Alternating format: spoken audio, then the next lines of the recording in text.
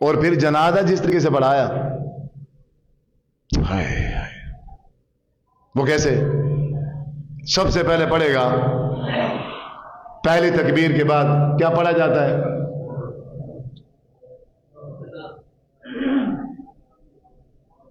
کیا کہے؟ اچھی آواز درد کیوں ہے؟ سبحانک اللہم، ثنا پڑھتے ہیں، ثنا۔ وہ ثنا کون سی پڑھتے ہیں؟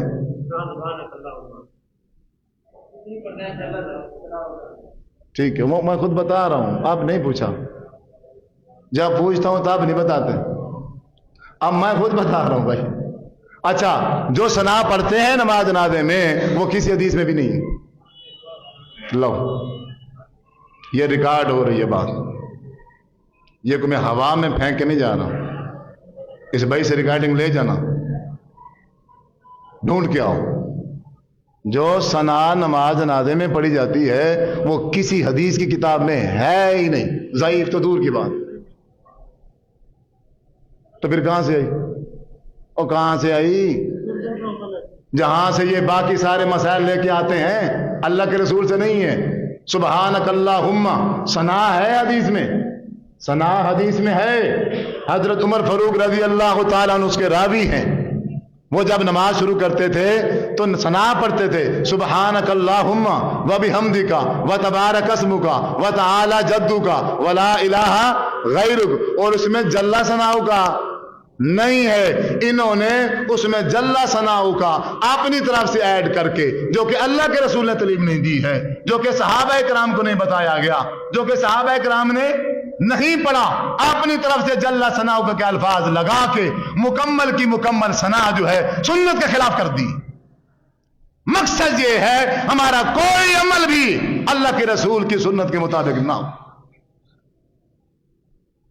اور پھر دوسری تکبیر کے بعد کیا ہوتا ہے؟ درود شریف، اور درود شریف جو پڑھتے ہیں وہ کسی حدیث میں نہیں، تو صاحب سے پتہ نہیں مولوی تو ہے کیا؟ اگر آپ نے کبھی نہیں سنا تو اس میں میرا تھوڑی قصور ہے، اگر آپ نے کبھی نہیں سنا اس میں میرا تھوڑی قصور ہے۔ اچھا، پھر درود پڑھیں گے جی، اللہم صلی علی محمد وعلی آل محمد کما صلیت وسلمت ورحمت وترحمت۔ او بھائی، یہ سلمتا ورحمتا وترحمتا یہ کہاں ہے؟ درود شریف تو ہے اللہم صلی علی محمد وعلی آل محمد کما صلیت علی ابراہیم وعلی آل ابراہیم انک حمید مجید، اللہم بارک علی محمد وعلی آل محمد کما بارکت علی ابراہیم وعلی آل ابراہیم انک حمید مجید۔ یا مختلف الفاظ درود کے اور بھی حدیث سے ملتے ہیں، اللہم صلی علی سیدنا و مولانا محمد وعلی آل محمد۔ تو یوں بر چینج ہی کرنے ہیں تو وہ چینج کر جو حدیث سے لفظ ملتے ہیں۔ یہ سلمتا ورحمتا وترحمتا وہ الفاظ ایڈ کر دیے جو حدیث میں نہیں۔ درود بھی کیا ہو گیا؟ سنت کے، ثنا بھی کیا ہو گئی؟ سنت کے خلاف۔ اور فاتحہ تو ویسے ہی نہیں پڑھی نا، سورۃ فاتحہ تو ویسے ہی نہیں پڑھی، جبکہ آپ صلی اللہ علیہ وسلم نے شاہ فرمایا لا صلاۃ لمن لم یقرأ بفاتحۃ الکتاب، سورۃ فاتحہ کا بغیر تو کوئی نماز ہے ہی نہیں۔ فاتحہ نہیں پڑھی، جنازے میں جہاں سورۃ فاتحہ پڑھنی تھی وہاں فاتحہ نہیں پڑھی، پھر ساری زندگی اور ماں کے لیے فاتحہ خوانی کرتا ہے، پھر ساری زندگی ابا جی کی کیا ہوتی ہے؟ فاتحہ خوانی۔ اب سارے ڈیرہ غازی خان والے مل کر بھی رات دن بیٹھے رہیں اس کے لیے فاتحہ پڑھتے رہیں، تو جنازے میں جو چھوٹی ہے نا اب تم وہ اس کی جگہ پوری نہیں کر سکتے، نہیں کر سکتے، گمراہ کر دیا ہے۔ جو دین ہے اب وہ دین نہیں لگتا، اور جو دین نہیں ہے جھوٹ ہے، فراڈ ہے، وہ سب کو یاد ہے، وہ ایسے لگتا ہے یہ سچ ہے۔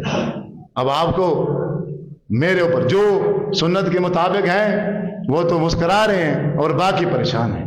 آپ پریشان نہ ہوں، بلکہ آپ کو مسکرانا چاہیے کہ چلیں دیر سے ہی صحیح، اور پتہ تو چلا نا. اب ہے آگے آپ کی ذمہ داری اس کی تصدیق کرنا، اس کی تحقیق کرنا. بات یہ ہے کہ میں جنازے کے بعد ہاتھ اٹھا کے وہی مولوی صاحب، میں نے خود سنا ہے، وہی مولوی صاحب اس میت کے لیے دعا مانگ رہا ہے، اللہم اغفر لہو، میں نے سنا ہے یہی دعا مانگ رہا ہے جنازے کے بعد. بھائی جنازے کے اندر کیوں نہیں مانگی؟ جنازے کے اندر کیوں نہیں مانگی؟ اور جہاں ہمارے نبی نے مانگی ہے وہاں کیوں نہیں مانگی؟ جہاں ہمارے نبی نے مانگی نہیں ہے تو وہاں مانگ رہا ہے، قسم اٹھا رکھی ہے کہ اللہ کے رسول کی مخالفت کر دی. ویسے میں کیوں نہیں کرتا جیسے ہمارے نبی نے کی ہے؟ آپ بتاؤ یہ بات صحیح ہے یا غلط ہے؟ اگر ہم سب اللہم اغفر لحینا کے ساتھ ساتھ اللہم اغفر لہو بھی دعا یاد کر لیں تو یہ غلط کام کہہ رہا ہوں یا صحیح کہہ رہا ہوں؟ بات صحیح ہے یا غلط ہے؟ اب مجھے فون آ رہے ہیں دبئی سے، سعودیہ سے، ادھر پورے پاکستان سے. وہ ایک جنازے کی ویڈیو ہے میری فیس بک پہ، وہ وائرل ہے. اب اس کے حوالے سے فون آ رہے ہیں جلدی اس کو ڈیلیٹ کرو. کون سا ہم نے دھوکہ کیا ہے؟ جلدی اس کو ڈیلیٹ کر دو، یوں کر دو، فلاں کر دو، دھمکیاں دے رہے ہیں جیسے میری موت جو ہے ان کے ہاتھ میں ہے. انہیں پتہ نہیں ہے جسے دین کی چوٹ لگ جائے ایک دفعہ، جسے ایمان کا مزہ ایک دفعہ آ جائے، وہ پھر جنت میں جا کے بھی اللہ کے بار بار پوچھنے کے بعد اور کچھ چاہیے، اور کچھ چاہیے، اور کچھ چاہیے، لاسٹ میں یہی کہتا ہے ہاں اللہ اگر بار بار پوچھ رہے ہیں آپ، لگتا ایسا ہے کہ جیسے جب تک ہم بتائیں گے نہیں آپ ہم سے پوچھتے ہی رہیں گے، تو پھر ہماری ایک خواہش ہے ہمیں دنیا میں دوبارہ بھیجا جائے اور تیرے نام پہ کٹ جائیں ایک بار، پھر ہم تیرے نام پہ ایک بار ہم پھر کٹ جائیں. وہ جو لذت آئی تھی نا وہ ایک بار دوبارہ مل جائے. انہیں کیا پتا جنہوں نے دین کو سمجھا ہی نہیں، انہیں کیا پتا جنہوں نے دین کی کوئی قربانی نہیں دی. صرف سن لینے سے کچھ نہیں ہوتا بھائی. ہمارا کوئی عمل بھی ہم سننے کے بعد، قرآن اور حدیث سننے کے بعد ہماری عادت کیا ہے؟ یسمع آیاتنا تتلا علیہ ثم یصر مستکبرا، پھر ہم اپنی اس غلطی پہ ڈٹے رہتے ہیں. انداز یہ ہوتا ہے کہ لم یسمعها، گویا کہ اس نے سنا ہی نہیں. یا وَإِذَا عَلِمَ مِنْ آيَاتِنَا شَيْئًا اتَّخَذَهُ هُزُوًا، پھر مانیں گے نہیں بلکہ سننے کے بعد، سمجھنے کے بعد مذاق اڑائیں گے. ہاں وہابی تھا، میں وہابی نہیں ہوں، نہ میں اہل حدیث ہوں، نہ اہل حدیث کہنے کی ضرورت ہے مجھے. میں اہل حدیث نہیں ہوں، میں وہابی نہیں ہوں. وَإِذَا عَلِمَ مِنْ آيَاتِنَا شَيْئًا اتَّخَذَهُ هُزُوًا، پر تم مذاق نہ اڑانا ان باتوں کی جو میں نے بتایا آپ کو. اس میں سے ایک بات بھی میری نہیں ہے. یہ ساری کی ساری باتیں وہ ہیں جو اللہ کے رسول صلی اللہ علیہ وسلم نے بتایا. تحقیق کرنا، تصدیق کرنا، وہابی کر کے بات کو ٹال نہ دینا، بات کو ضائع نہ کر دینا. ورنہ جو دھوکہ ہمارے پہلے بزرگوں کا ساتھ ہو چکا ہے ہمارے ساتھ بھی کل وہی ہوگا. ہم سب گنہگار ہیں، ہم سب خطا کار ہیں. یہی ایک آخری ہمدردی ہے انسان کے ساتھ، یہی ایک آخری ہمدردی ہے انسان کے ساتھ. اور بھائی سارے اپنے اختلافات کو ختم کر کے سارے ایک زبان ہو کے مخلص ہو کے وہ بھائی جا رہا ہے. یہ پھر شکل کبھی نظر نہیں آئے گی، یہ پھر دنیا میں کبھی نہیں آئے گا. اب سارے متفق ہو جاؤ، تم چاہے جو مرضی ہو سب متفق ہو گے. اس کے لیے بخشش کی دعا کرو، اللہ تعالیٰ اس کو معاف کر دے. ہمارا بھائی ہے یار، بریلوی ہے تو کیا ہو گیا ہے؟ بریلوی کا جنازہ نہیں پڑھنا. آیت کہاں تھی؟ ان مشرکین مکہ کے لیے تھی، ان کو بریلی میں پھر فٹ کر دیں. ان کا نماز جنازہ نہیں پڑھنا، دیوبندیہ کا نہیں پڑھنا، فلاں کا نہیں پڑھنا، فلاں کا نہیں پڑھنا. سارے مخلص ہو کے اللہم اغفر لہ وارحمہ وعفو واعف عنہ. جس کو آتی ہے الحمدللہ، اگر جس کو نہیں آتی وہ اس دعا کو یاد کرے. آپ آپ پلے سٹور پہ جاؤ، گوگل پہ جاؤ، صرف اللہم اغفر لہ آپ لکھو گے، مکمل کی مکمل دعا آ جائے گی. یا مجھے کہو گے واٹس ایپ کے ذریعے آپ تک پہنچ جائے گی. آپ خود بھی یاد کرو اور اپنے بچوں کو بھی یاد کراؤ. اور میرا ایک مشورہ ہے آپ سب بھائیوں سے, ہماری ماں نے اور ہمارے باپ نے ہمارے لیے کیا کچھ نہیں کیا. ہماری ماں نے اور ہمارا ماں باپ زندگی میں ہمارے لیے کیا کچھ نہیں کرتے, تو کیا ہم ان کے لیے یہ اتنا چھوٹا سا کام بھی نہیں کر سکتے؟ مثلا میری دلی خواہش ہے کہ نماز جنازہ ماں باپ کا بیٹا ہی پڑھائے, کوئی مولوی نہ بلایا جائے, وہ چاہے جو مرضی جتنا بڑا عالم ہو. ماں باپ کا جنازہ کون پڑھائے؟ بیٹا پڑھائے. بیٹے کا جو دل ہوتا ہے اس وقت بالکل ٹوٹ چکا ہوتا ہے, وہ غم میں بھرا ہوا ہے. اگر وہی بیٹا اللہم اغفر لہ دعا ترجمے کے ساتھ یاد کر لے, اللہم اغفر لہ دعا ترجمے کے ساتھ یاد کر لے, ایمان جانو کہ وہ دعا جب اپنے باپ کا اپنی ماں کا جنازہ پڑھائے گا, جب وہ اس دعا میں آئے گا نا, اللہم اغفر لہ, اللہ میری ماں کو معاف کر دے, اللہ میرے باپ کو معاف کر دے, وہ چیخ چیخ کر روئے گا. اور اس کے رونے سے اثر کیا ہوگا؟ پیچھے جتنا بھی مجمع ہے اس کے رونے کی وجہ سے, اس کے رونے کی تاثیر سے سب کے دل موم ہوں گے, اس کے رونے کا اثر سب پہ آئے گا, ایک ماحول بنے گا. اور اللہ تبارک تعالیٰ کی ذات تو ویسے متوجہ کھڑی ہے. تو جب اس دل لگی سے, اس انداز سے جب دعا مانگی جائے گی اس ماں کے لیے, اس باپ کے لیے, آپ بتاؤ جو بیٹا مانگے گا اپنی ماں کے لیے یہ دعا, میں اگر وہی دعا اس کی ماں کے لیے مانگوں تو میری وہ کیفیت نہیں بنے گی.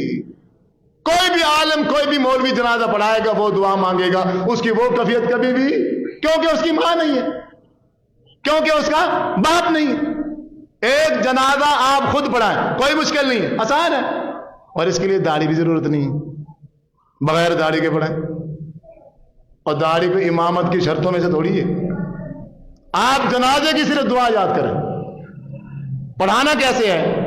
پہلی تکبیر کے بعد الحمد شریف, سورہ فاتحہ, بس. بعد محدثین سورت ساتھ قرآن مجید کی کوئی آیت ملا لیں یا کوئی سورت ملا لیں, اس کی بھی اجازت دیتے ہیں. اگر آپ صرف سورہ فاتحہ پڑھ لیں ٹھیک, جیسے کہ ابو ہریرہ رضی اللہ تعالیٰ عنہ سے ثابت, سورہ فاتحہ پڑھیں, وہ تو آتی ہے نا سب کو, آتی. اچھا, پھر درود ابراہیمی جو ہم نماز میں پڑھتے ہیں وہ تو آتا ہے نا جی, یا وہی سلم تو رحم تو والا آتا ہے. اچھا جی, وہ بھی سب کو آتا ہے تقریباً, جو نماز پڑھتے ہیں الحمدللہ انہیں درود ابراہیمی بھی آتا ہے. اچھا, باقی رہ گئی تیسری اللہم اغفر لی حجینا, وہ بھی ماشاءاللہ آتی ہے. رہ گئی ہے صرف ایک دعا, رہ گئی ہے صرف ایک دعا, وہ ہے اللہم اغفر لہ, اللہم اغفر لہ. اس کو یاد کر لیں, اس کو یاد کر لیں. ہر بندہ اپنے والدین کا جنازہ پڑھا سکتا ہے, یہ کوئی مشکل ہے؟ ایک یہ کریں, اور دوسرا اپنی ماں ہو یا اپنا باپ ہو, اس کو غسل بھی خود دیں, اس کو غسل بھی خود دیں. ان مولویوں سے یا یہ جو غسل دینے والی عورتیں ہیں ان سے غسل نہ دلوایا کریں. میں تو حیران ہوتا ہوں, دیکھو جی جہالت ہے نا, کہتے ہیں اگر بیوی فوت ہو جائے تو خامد اس کو غسل نہ دے. بیوی فوت ہو جائے کہتے ہیں خامد غسل نہ دے. خامد اگر فوت ہو جائے تو اس کو بیوی غسل نہ دے, بلکہ کون غسل دے؟ اور بندہ آئے گا وہ غسل دے گا, اور عورت آئے گی وہ غسل دے گی. اگر قرآن مجید اٹھائیں سورت نور, تو سورت نور میں اللہ تعالیٰ نے ارشاد فرمایا ہے, یار کوئی 16 لینا لگے نا اگے بھی آیت نہیں لبھی. اچھا, اگر قرآن مجید اٹھائیں سورت نور ہے, سورت نور میں اللہ تبارک و تعالیٰ نے ارشاد فرمایا ہے کہ اجنبی عورت سے بھی پردہ ہے. اجنبی عورت سے بھی کیا ہے؟ پردہ ہے. او بھائی, جس اجنبی عورت سے پردہ ہے آپ اسے غسل کیسے دلواؤ گے؟ تو ہماری عورتوں کو ساری اجنبی عورتیں غسل دیتی, ہماری عورتوں کو ساری اجنبی عورتیں غسل دیتی. اور سب سے ڈینجر بات, بھائی خامد بیوی کو غسل نہ دے, اور بیوی خامد کو غسل. بلکہ کیا ہوا, روح نکلنے کے بعد کہتے ہیں نکاح ٹوٹ گیا اس کا کیا ہو گیا, نکاح ٹوٹ گیا. اب یہ نہانا غسل دینا تو دور کی بات ہے, اب یہ اس کی چار پائی کو بھی ہاتھ نہیں لگا سکتا. خامد وہاں دور بیٹھا ہے, اور جن کا پہلے ہی نکاح نہیں ہے, جن کا پہلے نکاح نہیں ہے, وہ زندگی میں بھی اس کو ہاتھ نہیں لگا سکتے تھے. وہ قریب ہے, وہ اس کی چارپائی اٹھائیں گے, وہ سب کچھ کریں گے, لیکن جس کا نکاح ہے وہ ہاتھ نہیں لگا سکتا. بھئی وجہ کیا ہے, نکاح ٹوٹ گیا ہے. بھئی اس کا ٹوٹ گیا اور تمہارا ہو گیا ہے. اگر نکاح ہی ٹوٹ گیا ہے تو پھر خامد کے مرنے کے بعد یہ بیوی کو 8واں حصہ کہاں سے ملتا ہے؟ خامد کے فوت ہو جانے کے بعد ہماری ماں کا زمین سے کتنا حصہ ہوتا ہے؟ اگر اولاد ہو تو پھر 8واں حصہ, اولاد نہ ہو تو پھر 4تھا حصہ. تو وہ تو بیوی نہیں ہے, نکاح تو ٹوٹ گیا, ختم ہو گیا. تو پھر یہ 8واں حصہ جائیداد کا کہاں سے آیا؟ جب آپ صلی اللہ علیہ وسلم سے پوچھا گیا کہ اگر ایک شخص کی 4 بیویاں ہیں اور وہ بندہ فوت ہو گیا, اب فیصلہ ہو گیا ہے اس کا جنت میں جانے کا اور اس کی بیویوں کا بھی, یہ بھی جنت میں جائیں. اللہ کے رسول, آپ سے سوال یہ ہے کہ ان 4 بیویوں میں سے, ابھی بیوی ہیں, ان 4 بیویوں میں سے جنت میں اس کے ساتھ کون جائے گی؟ آپ نے ارشاد فرمایا جس کا اخلاق اچھا ہوگا وہ اس کے ساتھ جائے گا. پھر بھی بیوی کہا, اور قرآن مجید کہتا ہے اگر کسی کا خامد فوت ہو جائے, خامد کہا بندے کے مر جانے کے بعد, پھر بھی اللہ نے کہا اگر کسی عورت کا خامد فوت ہو جائے وہ اس کی عدت کیا ہے, 4 مہینے 10 دن. اللہ خامد کہہ رہا, اور ان نے بیٹھ کے اس کا نکاح ہی توڑ دیا ہے. اب اس کو قریب نہیں آنے دیں. جبکہ حضرت فاطمہ الزہرا رضی اللہ تعالی عنہ نے وصیت کی تھی حضرت علی رضی اللہ تعالی عنہ کو کہ اگر مجھے موت آ جائے تو مجھے حضرت علی میرا خامد ہی غسل دے, میرے خامد کے علاوہ اور کوئی غسل نہ دے. کیوں؟ وجہ بہت بڑی وجہ ہے, اور اسی وجہ سے ابوبکر صدیق رضی اللہ تعالی عنہ نے وصیت کی تھی کہ جب میں فوت ہو جاؤں تو مجھے غسل میری بیوی حضرت آسمہ دے, ان کے علاوہ مجھے غسل کوئی نہ دے. کیوں؟ خامد اور بیوی کا جو ایک تعلق ہے, خامد بیوی کا جو ایک تعلق ہے, ہر انسان کی یہ جو باڈی ہے نا, اس کے مختلف راز ہیں. ہر انسان کی کمی, کوتاہی, اچھائی, برائی, سب میں کیا ہے, یہ انہی کانوں نے سنا ہے, انہی کانوں نے سنی ہے یہ برائیاں. میت کو پھٹے پہ لٹا کے ایک بندے کا کام ہوتا ہے غسل دینا, صرف میت کو پھٹے پہ لٹا کے 4 پہیاں سائڈ میں کھڑی کر کے پھر مکمل 4 پہیوں کے چاروں طرف سارے بندے کھڑے ہو پر دیکھ رہے, اس کو ننگا کیا ہوا ہے, غسل دیا جا رہا ہے. یہ سب اوپر چڑھ کے کیا کر رہے ہیں, کوئی کام نہیں ہے, صرف دیکھ رہے. دیکھ کے تو ہے کیسا.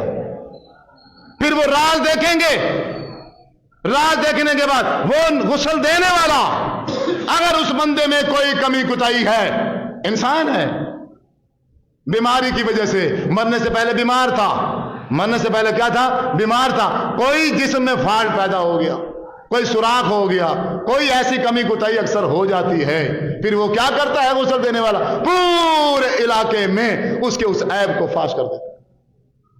ایمانداری سے بتاؤ, اگر یہ غسل دینے والا بیٹا ہوتا, اگر یہ غسل دینے والی بیوی ہوتی, اس نے تو پہلے ہی دیکھ رکھا ہے, اس کو تو پہلے ہی پتا ہے کہ میرے خامد کے جسم میں کیا کمی ہے اور کیا اچھائی. یہ 2 بندے ایک دوسرے کے ہر راز سے واقف ہیں. اس لیے حضرت فاطمہ رضی اللہ تعالی عنہ نے کہا مجھے غسل کون دے, میرا خامد. اور حضرت علی رضی اللہ تعالی عنہ نے ہی حضرت فاطمہ رضی اللہ تعالی عنہ کو غسل دیا تھا, اور حضرت عاصم رضی اللہ تعالی عنہ نے حضرت ابوبکر صدیق رضی اللہ تعالی عنہ کو غسل دیا تھا. اور جب ہمارے نبی کی باری آئی, آپ صلی اللہ علیہ وسلم کی روح مبارک شمار والے دن قبض ہوئی, اور پھر صحابہ کے اختلاف کی وجہ سے پھر بدھ والے دن جا کے بدھ वाले दिन जाके फैसला हुआ आप सल्लल्लाहु अलैहि वसल्लम की कब्र मुबारक का। फिर आप सल्लल्लाहु अलैहि वसल्लम को कपड़ों समेत गुस्ल दिया गया। जब सहाबा ने गुस्ल दे दिया, सहाबिया तो अंदर थी, जब हजरत आयशा सिद्दीक़ा रज़ियल्लाहु ताला अन्हा को इल्म हुआ कि हुजूर को गुस्ल दे दिया गया है, तो फिर वो बड़ी पछताई और उन्होंने कहा काश अगर ये उलझन का माहौल न होता, अगर ये उलझन का माहौल न होता, हम अपने नबी को अज़वाज मुतहहरात खुद गुस्ल देते।